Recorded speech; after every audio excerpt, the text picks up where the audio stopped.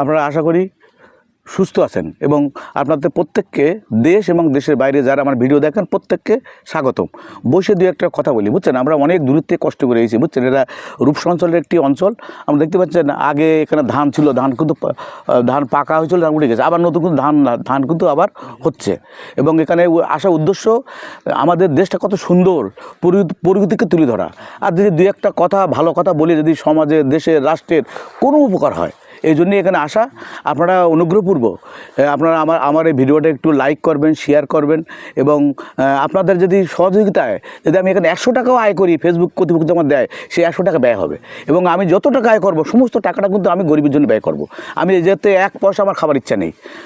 আপনারা এখন যুগ হচ্ছে, আপনারা দেখার পরে বেশি লোক দেখবে এবং ভালো দেশ জাতি সম্বন্ধে যে সুন্দর একটা দেশের যে সুন্দর মেসেজ সারা পৃথিবীর লোক যে বাংলাদেশের তো অত খারাপ না, বাংলাদেশ কত সুন্দর, এই মেসেজটা দেওয়ার জন্য আমি প্রকৃতির কোলে আসি। আমি বাড়ি বসে ভিডিও বানাতে পারি কিন্তু বানাই না।